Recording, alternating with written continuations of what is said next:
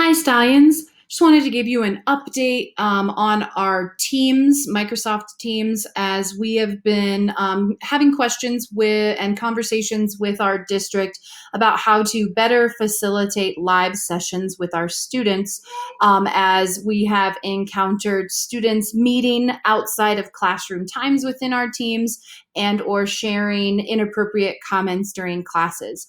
So I just wanted to share some of the updates that we've received as we're learning this new platform, as well as things that we can do in the future.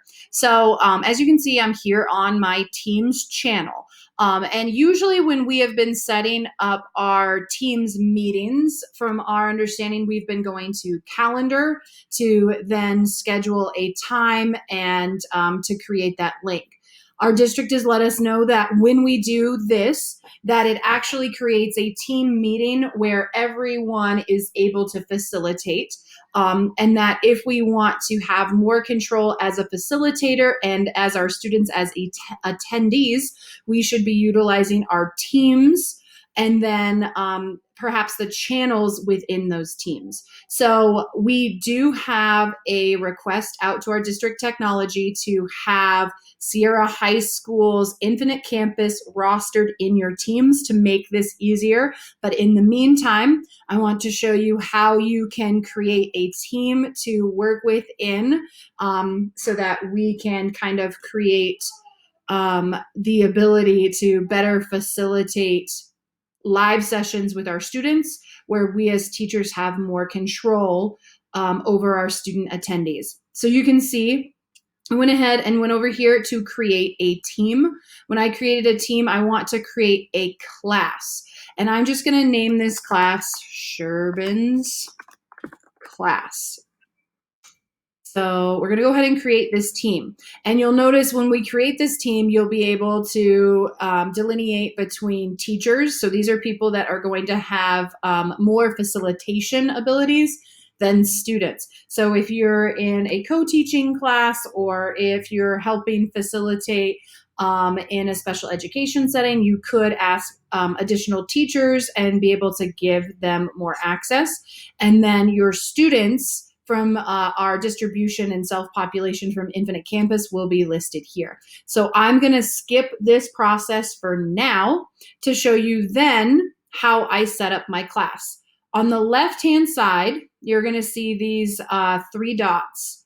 I'm going to go ahead and click those. So this will allow me to manage my team. And so this will help me create some more preferences and settings. So you can see that I am the owner of this team, and my students will be members and guests. So this is how we'll be able to separate our students. So I'm going to go into my settings, and you'll see when I come in here, I can look at my member permissions.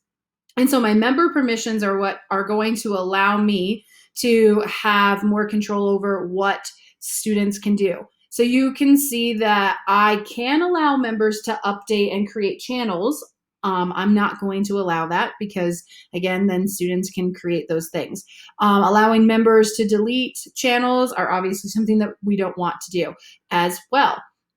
So this is where we're really looking at. We want to make sure that owners can delete all messages. This will allow you as the teacher to delete any of your students' messages. But then you can also give the members themselves options to delete their own messages and edit their own messages. So this allows them to maybe walk back some of those comments that they might make.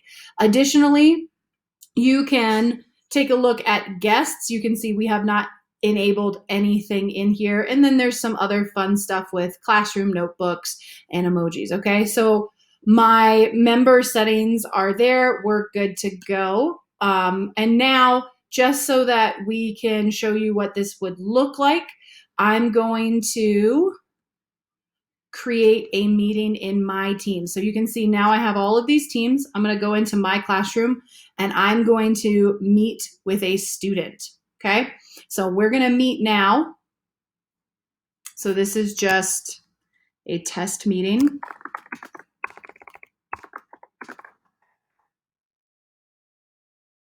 And we're going to join from our team that we've created in a class. So just like when you're here, the biggest thing that I want you to notice as we have encountered students entering classes or trying to re-enter classes after you have left. At the leave button up here, you can see you have now a drop-down bar and you have options to leave the meeting or end the meeting. Please make sure that you're not just clicking the basic leave the meeting. We want you to end the meeting. By ending the meeting, you are kicking everyone out of your meeting and you are making sure that students will not be able to go back into the meeting after you end it. So I just want to show you, if I end the meeting, this will end the meeting for everyone, kick everyone out. And you'll notice there is no longer a place for me to be able to re-enter like there have been in the past. So for me to have a meeting, I need to go ahead and schedule. So we're just going to schedule test meeting number 2, just like you would usually in your calendar and scheduling assistant. So please notice, again, I'm just going to go back here so that you can see it again, go a little slower. So I'm in my class. In the top right-hand corner is where I'm going to pick to meet, not from the calendar anymore. So I'm going to meet from here. I'm going to schedule a meeting in this drop-down. And I'm going to schedule my meeting. We're just going to call this test meeting period 1. Okay, I'm not going to add required attendees, but we're going to meet at 11 o'clock today. It's in my general class, and we're good to go. If I go into my scheduling assistant, I can figure out who's available in case I need to add maybe a co-teacher or a push-in interventionalist so that I would be able to see what their day looks like. But I'm going to go back and I'm going to go ahead and click send. So understand this really didn't send to anyone, but now it is available here for me. So I'm going to click here and I'm going to view the meeting details. And then I can see that I now have a join link code that I can post at the top of my Canvas. Additionally, I can now alter my meeting options. So when I alter my meeting options, I can go ahead and decide who can bypass the lobby. So who can come into my classroom without having to wait in the lobby. So any person in my organization, so that means any person with an HSD2 email would be able to come into my meeting.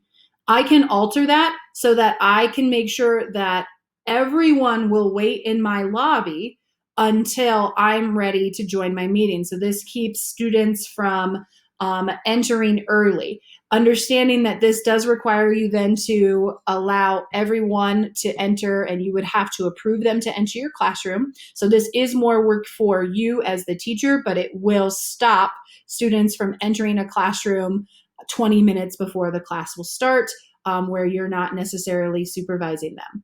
Additionally, always let callers bypass the lobby. That is set to no, so that understandingly, if somebody tries to call in or use a outside of HSD2 email, they cannot come in. You can also announce when callers leave or join. This can be helpful to you if you are doing your attendance. This is another big one. Who can present? Unless you are having a presenter day, you might want to consider making sure that only you are the person that's able to present to keep students from sharing their screen, and so that you are in control of what is shown to all of your students in your meeting. So I'm going to go ahead and save those settings. And then I am going to go back to my meeting, my team. So that's all set up, ready to go at 11 o'clock. Now, you can send this out this way and be ready to go. However, because of the settings in this in this fashion, students will not be able to comment because I currently don't have any students in my class. This could be something that you would want, but for multiple response strategies, if you wanted them to respond in the comments window, they won't be able to do that. So just for displaying purposes, and please remember, we have district rostering your classes, so eventually you will be able to have your students rostered. You won't have to do what I'm about to do, but I'm going to add a member to my channel. I'm adding him as a student so that I still have control over what he is able to do. So we're going to call Mr. Bentley.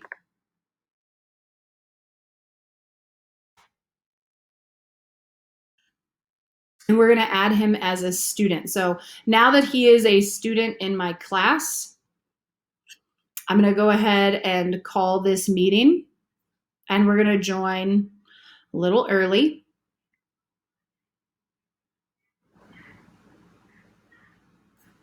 And you can see I'm going to go up here to my participants, and you would see your entire class rostered here. Once that happens, remember, if rosters are not done by Monday, you can just send out that join code. They just won't be able to comment. But what I want to show you is how to delete students' inappropriate comments. So we are calling Mr. Bentley into the call.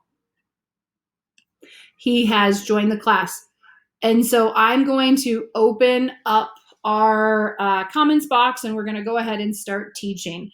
So we're doing our live lesson, and then all of a sudden, while we're teaching our live lesson, we have an inappropriate comment that comes through. So you'll notice then I go here to these three dots, and you're frustrated because I set permissions so that I could delete all messages, but that's not an option from here in the chat. Please understand that is frustrating, and I understand. However, if you then come back over to your Teams, and you can see that once I went and clicked on Teams here, and I went into the Teams, I can see my meeting is still going on. I'm down here in the corner, and I can see the chats here. This is the meeting that we're currently in. If I hover over Mr. Bentley's comment here, I get those three dots again, and this is where I am able to delete this comment. So now this message has been deleted, and when I go back into the chat by clicking the chat box, you can see his chat comment has been deleted from the meeting. So that is a way that you can now delete comments, because you are the facilitator, owner of this class, and your students are the attendees. Again, so now we've held our meeting. I've deleted comments. Again, I click this little box here, and now we're going to end the meeting to make sure students cannot get back into this meeting after we're done.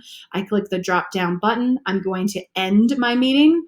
This will kick everyone out of the meeting. Absolutely, I want to do that. And now you can see there is not a place for Mr. Bentley to be able to go back in and join that meeting. I hope that these hints have helped. We have attached a visual as well that Ms. Hewitt put together. If you have any questions, please reach out to your admin, your department chair, or to Ms. Hewitt or Mr. Forker to help as we work forward this and learn this new platform of Teams.